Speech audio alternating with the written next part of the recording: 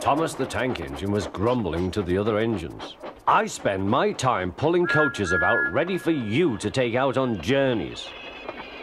The other engines laughed. Why can't I pull passenger trains too? You're too impatient, they said. You'd be sure to leave something behind. Rubbish, said Thomas. I'll show you. One night, he and Henry were alone. Henry was ill. The men worked hard, but he didn't get better.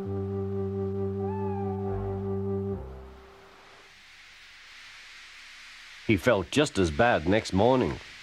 Henry usually pulled the first train, and Thomas had to get his coaches ready. If Henry is ill, he thought, perhaps I shall pull his train.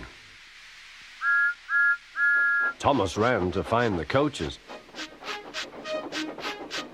Come along, he fussed. There's plenty of time, they grumbled. Thomas took them to the platform and wanted to run round in front at once. But his driver wouldn't let him. Don't be impatient, Thomas. Thomas waited and waited. The people got in. The guard and station master walked up and down. The porter banged the doors, and still Henry didn't come. Thomas got more and more excited. The fat controller came to see what was the matter, and the guard and the station master told him about Henry. Find another engine, he ordered. There's only Thomas, they said. You'll have to do it then, Thomas. Be quick now. So Thomas ran round to the front and back down on the coaches ready to start. Don't be impatient, said his driver. Wait till everything is ready. But Thomas was too excited to listen. What happened then, no one knows. Perhaps they forgot to couple Thomas to the train, or perhaps the driver pulled the lever by mistake. Anyhow, Thomas started. As he passed the first signal box, men waved and shouted, but he didn't stop. They're waving because I'm such a splendid engine, he thought importantly. Henry says it's hard to pull trains, but I think it's easy. Hurry, hurry, hurry, he puffed, pretending to be like Gordon. People have never seen me pulling a train before. It's nice of them to wave, and he whistled. Peep, peep, thank you.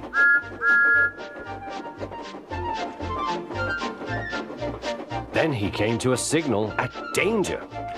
Bother, he thought. I must stop, and I was going so nicely too. What a nuisance signals are. He blew an angry peep, peep on his whistle. The signalman ran up. Hello, Thomas, he said. What are you doing here? I'm pulling a train, said Thomas. Can't you see? Where are your coaches, then? Thomas looked back. Why, bless me, he said, if we haven't left them behind. Yes, said the signalman. You'd better go back quickly and fetch them. Poor Thomas was so sad he nearly cried. Cheer up, said his driver. Let's go back quickly and try again.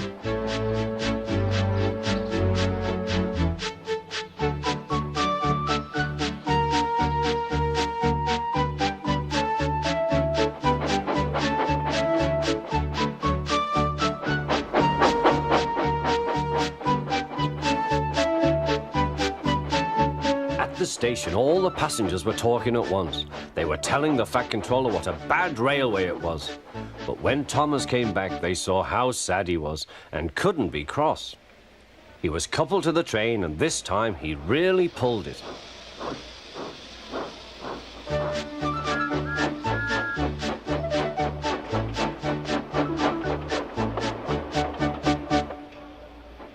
But for a long time afterwards, the other engines laughed at Thomas and said, Look, there's Thomas, who wanted to pull a train, but forgot about the coaches.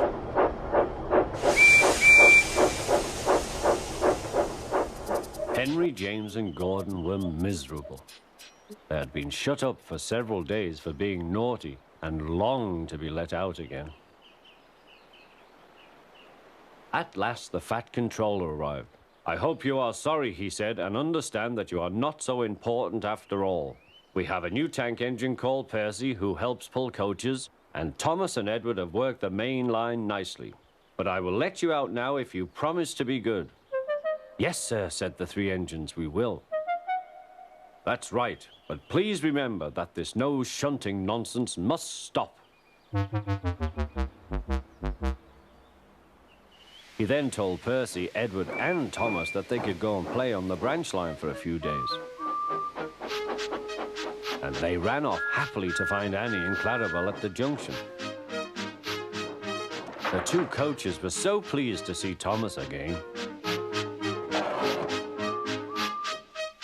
Edward and Percy played with trucks. Stop, stop, stop, screamed the trucks as they were pushed into their proper sidings. But the two engines laughed and went on shunting till the trucks were tidily arranged.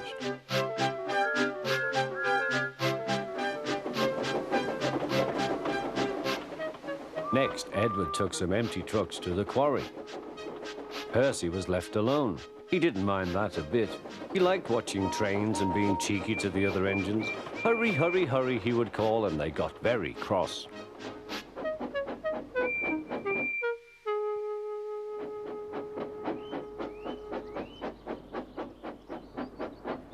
After a great deal of shunting, Percy was waiting for the signalman to set the point so that he could get back to the yard. He was eager to work, but was being rather careless and not paying attention. Edward had warned Percy, be careful on the main line, whistle to the signalman, you are there. But Percy didn't remember to whistle, so the busy signalman forgot him. Percy waited and waited. The points were still against him, so he couldn't move.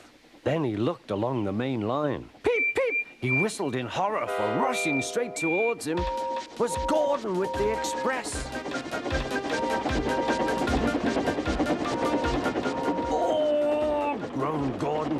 Get out of my way!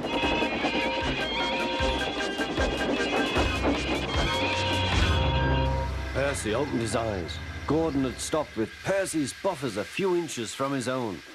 But Percy had begun to move. I won't stay here. I'll run away, he puffed.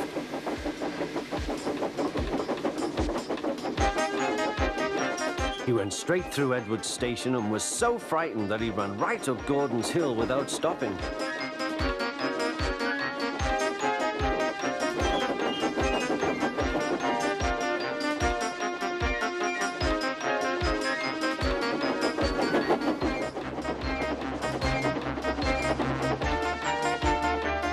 After that, he was tired, but he couldn't stop. He had no driver to shut off steam and apply the brakes. I want to stop, he puffed. The man in the signal box saw Percy was in trouble, so kindly set the points.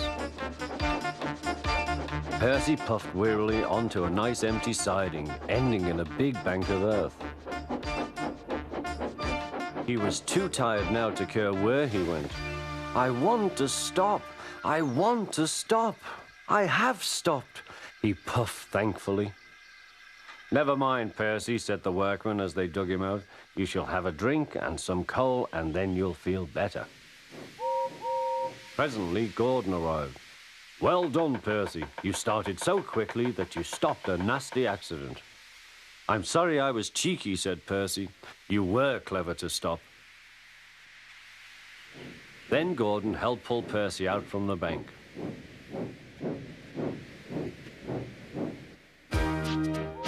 Percy is still cheeky because he is that sort of engine, but he is always most careful when he goes on the main line.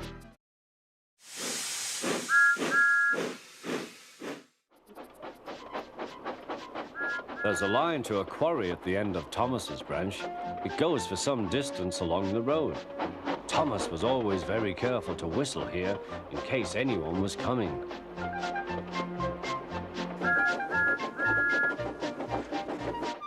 Early one morning, a large policeman was sitting close to the line. Thomas liked policemen. He had been a great friend of the constable who had just retired. Peep, peep, he whistled, good morning. Thomas expected that the new constable would be friendly too, but was sorry to see that he didn't look friendly at all. He was red in the face and very cross. Disgraceful, he spluttered. I didn't sleep a wink last night. It was so quiet, and now engines come whistling suddenly behind me. I'm sorry, sir, said Thomas. I only said good morning. The policeman pointed to Thomas. Where's your cowcatcher, he asked. But I don't catch cows, sir. Don't be funny, snapped the policeman. He looked at Thomas's wheels. No side plates either, and he wrote in his notebook. Engines going on public roads must have their wheels covered and a cow catcher in front to protect people and animals from being dragged under the wheels if they stray onto the line. You haven't, so you are dangerous.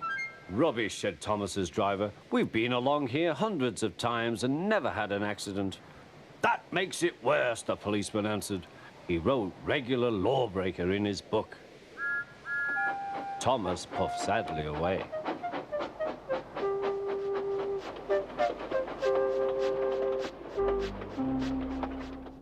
The fat controller was having breakfast. He was eating toast and marmalade. The butler came in. Excuse me, sir, you are wanted on the telephone. Bother that telephone, said the fat controller. I'm sorry, my dear, he said to his wife. Thomas is in trouble with the police, and I must go at once. At the station, Thomas's driver told the fat controller what had happened. Dangerous to the public, indeed. We'll see about that. The fat controller spoke to the policeman. But however much he argued with him, it was no good. The law is the law, he said, and we can't change it. The fat controller felt exhausted. I'm sorry, driver, he said. It's no use arguing with policemen. We will have to make those cowcatcher things for Thomas, I suppose. Everyone will laugh, sir, said Thomas. They'll say I look like a tram. The fat controller stirred. Then he laughed. Well done, Thomas. Why didn't I think of it before? We want a tram engine. When I was on my holiday, I met a nice little engine called Toby. He takes trucks from the farms, but the lorries are taking over most of his work and he needs a change. He has cow catchers and side plates. I'll write to his controller at once.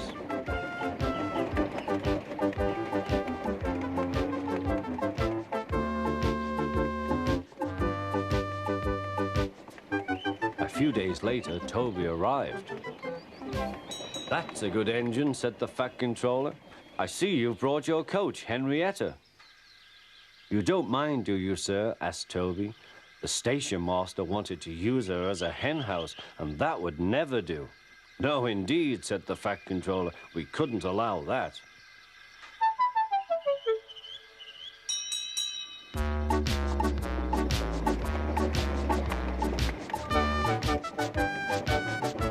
Toby made the silly trucks behave even better than Thomas did.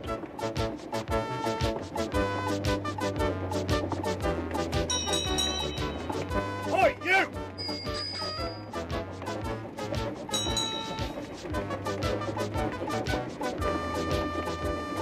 At first, Thomas was jealous, but he was so pleased when Toby rang his bell and frightened the policeman, they've been firm friends ever since.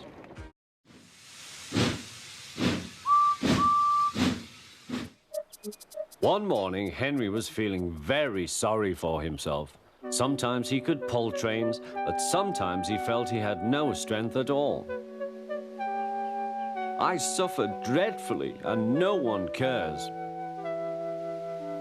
Rubbish, Henry, snorted James. You don't work hard enough.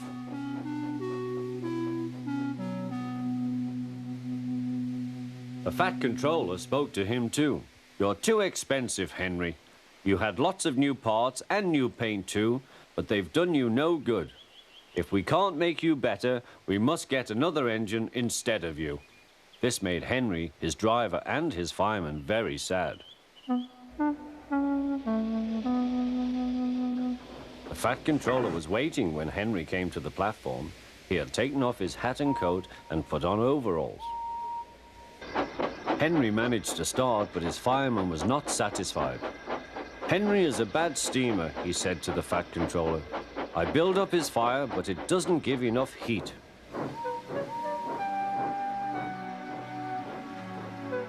Henry tried very hard, but it was no good. He didn't have enough steam and came to a stop outside Edward's station. Oh dear, thought Henry, I shall have to go away. Oh dear, oh dear. All he could do was to go slowly onto a siding, and Edward took charge of the train.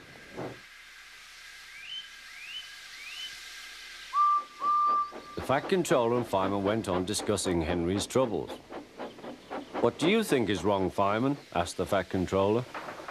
"Excuse me, sir," he answered, "but the fact is the coal is wrong. We've had a poor lot lately, and today it's worse. The other engines can manage, they have big fireboxes. Henry's is small and can't make the heat. With Welsh coal, he'd be a different engine." "It's expensive," said the Fat Controller, "but Henry must have a fair chance. James shall go and fetch some."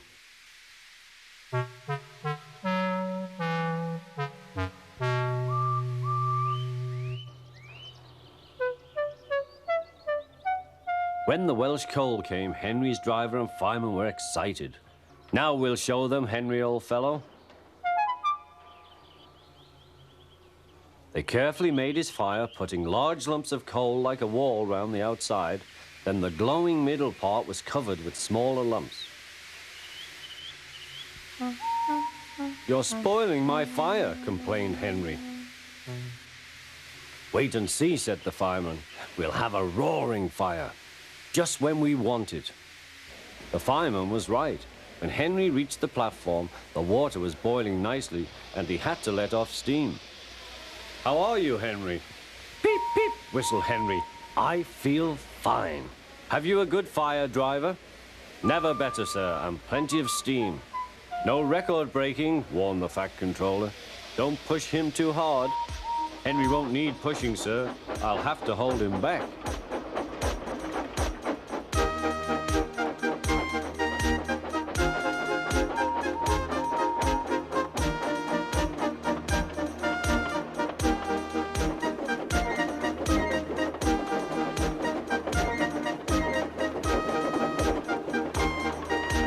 Henry had a lovely day. He had never felt so well in his life. He wanted to go fast, but his driver wouldn't let him.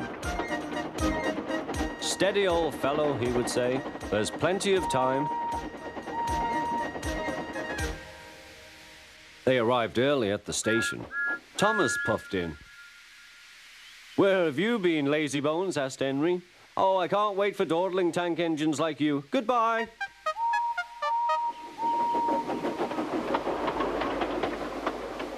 "Whoosh," said Thomas to Annie and Clarabel. "Have you ever seen anything like it?" Both Annie and Clarabel agreed that they never had.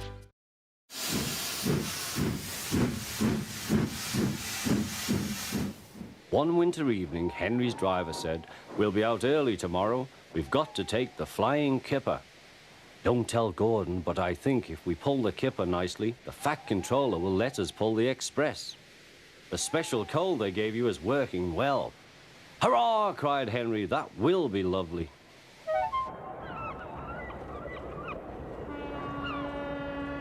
All kinds of ships use the harbor at the big station by the sea. There are passenger ships, cargo ships, and fishing boats also come here. They unload their fish on the quay. Some of it goes to shops in the town, and the rest in a special train to other places far away. This is the train the railwaymen call the Flying Kipper.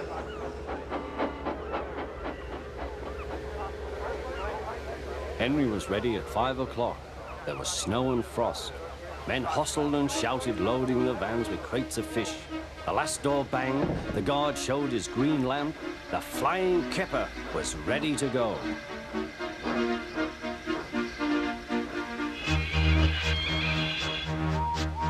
Come on, don't be silly, puffed Henry to the vans. The vans shuddered and groaned, trock, trick, all right. That is better, puffed Henry.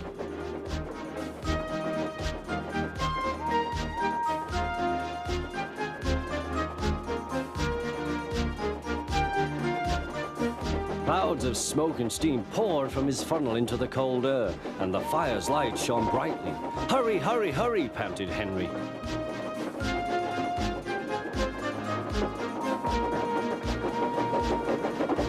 They were going well. The light grew better. Signal light shone green as they passed. Then, a yellow signal appeared ahead. His driver prepared to stop, but the home signal was down. All clear, Henry. Away we go.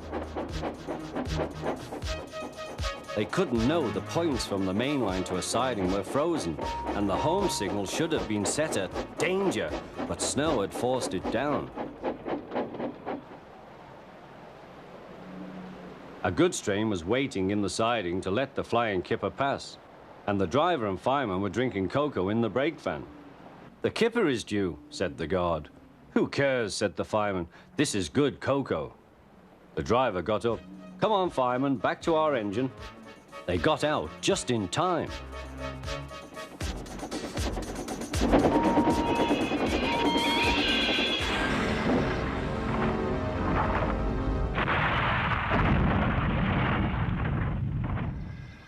Henry's driver and fireman had jumped clear before the crash, but Henry lay dazed and surprised.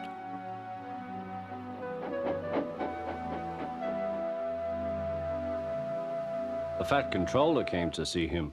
"The signal was down, sir," said Henry. "Cheer up, Henry, it wasn't your fault. Ice and snow caused the accident. I'm sending you to Crewe, a fine place for sick engines. They'll give you a new shape and a larger firebox. You'll feel a different engine and won't need special coal anymore. Won't that be nice?" "Yes, sir," said Henry doubtfully.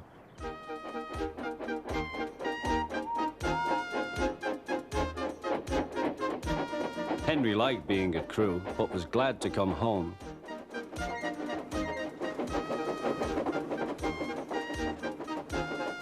A crowd of people waited to see him arrive in his new shape.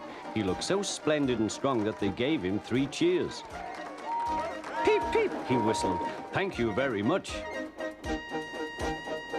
I am sorry to say that a lot of little children are often late for school because they wait to see Henry go by. They often see him pulling the express. He does it so well that Gordon is jealous.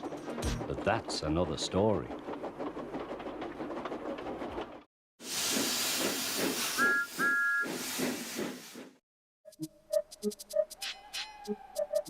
Thomas the Tank Engine wouldn't stop being a nuisance. Night after night he kept the other engines awake. "I'm tired of pushing coaches. I want to see the world." The other engines didn't take much notice, for Thomas was a little engine with a long tongue.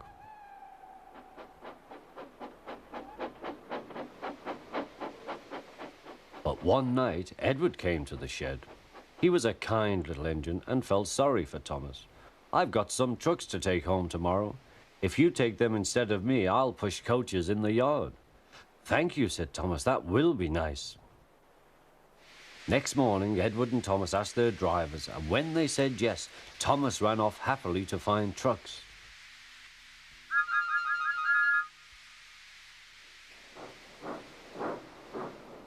Now, trucks are silly and noisy. They talk a lot and don't attend to what they are doing. And I'm sorry to say they play tricks on an engine who is not used to them. Edward knew all about trucks. He warned Thomas to be careful, but Thomas was too excited to listen.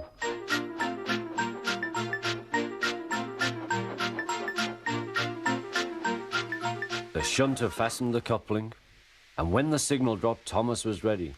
The guard blew his whistle. "Peep, peep," answered Thomas, and started off. But the trucks weren't ready.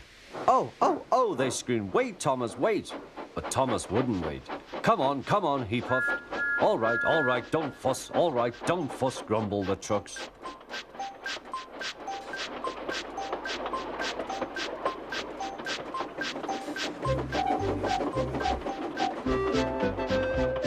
Thomas began going faster and faster. "Whee!" he whistled as he rushed through Henry's tunnel.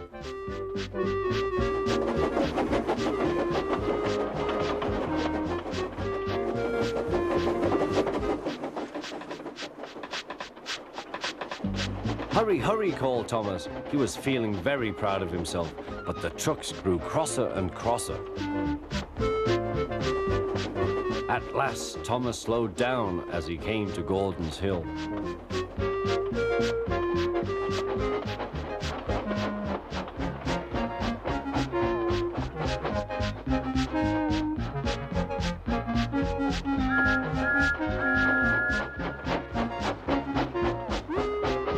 Steady now, steady, warned the driver as they reached the top. He began to put on the brakes. We're stopping, called Thomas. No, no, no, no, answered the trucks, bumping into each other. Go on, go on. Before the driver could stop them, they had pushed Thomas down the hill and were rattling and laughing behind him. Poor Thomas tried hard to stop them from making him go too fast. Stop pushing, he hissed, but the trucks took no notice. Go on, they giggled in their silly way.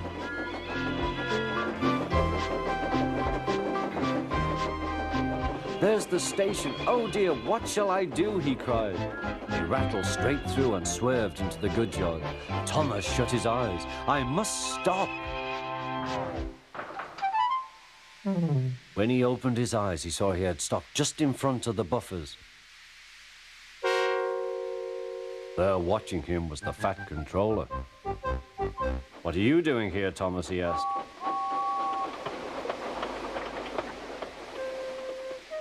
I brought Edward's trucks, Thomas answered. Why did you come so fast? I didn't mean to. I was pushed, said Thomas. You've got a lot to learn about trucks then, little Thomas. After pushing them about here for a few weeks, you'll know almost as much about them as Edward. Then you'll be a really useful engine.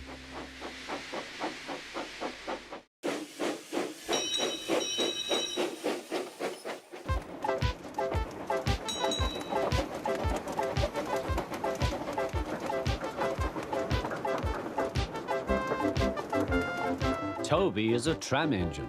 He has cow catchers and side plates and doesn't look like a steam engine at all. He takes trucks from farms and villages to the main line and is cheerful to everyone he meets.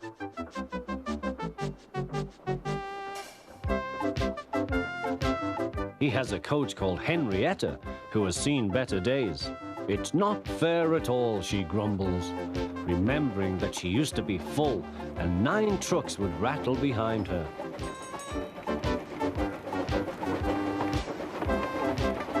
Now there are only 3 or 4, and the farms and factories send their goods mostly by lorry. Toby is always careful. The cars, buses and lorries often have accidents. Toby hasn't had an accident for years. The buses are crowded and Henrietta is empty.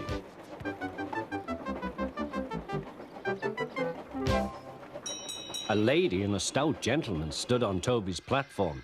He was, of course, the fat controller, but Toby didn't know this yet. Come on, grandfather, cried the children. Do look at this engine.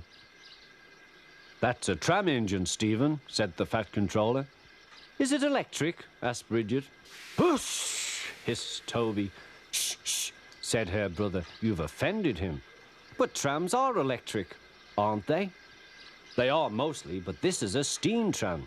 May we go in it, grandfather? Please? Stop, said the fat controller to the guard. They all scrambled into Henrietta. Hip, hip, hooray, chanted Henrietta. But Toby did not sing. Electric indeed, electric indeed, he snorted. He was very hurt. What is your name? Asked the fat controller. Toby, sir. Thank you, Toby, for a very nice ride. Thank you, sir, said Toby. He felt better now. This gentleman, he thought, is a gentleman who knows how to speak to engines. The children came every day for a fortnight. Sometimes they rode with the guard, sometimes in empty trucks. On the last day of all, the driver invited them into his cab. All were sorry when they had to go away. And the fat controller and his family thanked everyone. Come again soon, replied Toby. We will, called the children. And they waved till Toby was out of sight.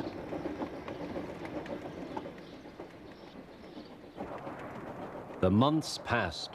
Toby had few trucks and fewer passengers. Our last day, Toby, said his driver one morning. The manager says we must close tomorrow. That day, everyone wanted the chance of a last ride. The passengers joked and sang, but Toby and his driver wished they wouldn't.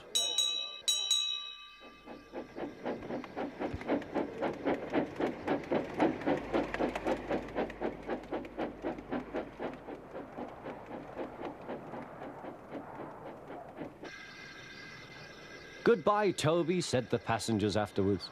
We are sorry your line is closing down. So am I, said Toby.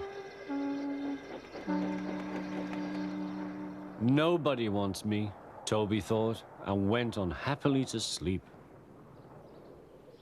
Next morning, the shed was flung open, and he woke with a start to see his driver waving a piece of paper. "Wake up, Toby," they shouted, "and listen to this. It's a letter from the Stout gentleman." Toby listened but I mustn't tell you any more, or I shall spoil the next story.